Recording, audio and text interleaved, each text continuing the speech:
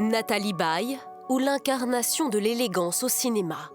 Une icône à la centaine de films et à la carrière semée de récompenses. L'actrice, atteinte d'une maladie neurodégénérative, vient de s'éteindre à 77 ans. En 50 ans de carrière, elle aura donné la réplique aux plus grands. Un sourire.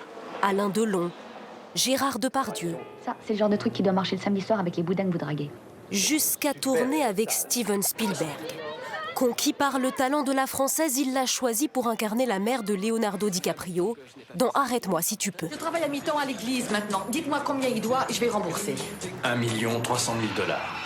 J'ai toujours rêvé, non pas d'être célèbre ou d'être des choses comme ça, mais mon seul rêve était de pouvoir déjà faire quelque chose que j'aime et de pouvoir en vivre, d'être libre, à vrai dire.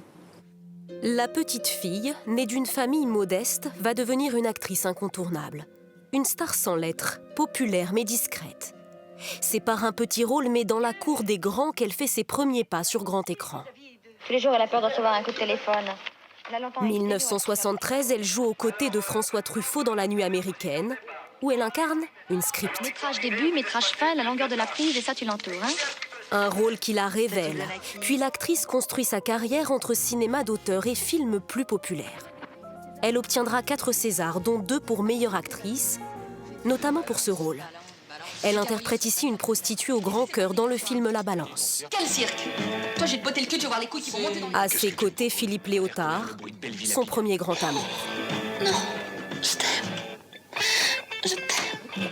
Salut, ma jolie. Le second tome de sa vie, ce sera l'idole des jeunes. Mon pauvre Johnny. La comédienne et le rocker ont un coup de foudre lors du tournage de ce sketch pour la télévision. J'ai si souvent pensé à toi. Elle l'entraîne vers le cinéma. Il lui fait chanter l'introduction de Quelque chose de Tennessee.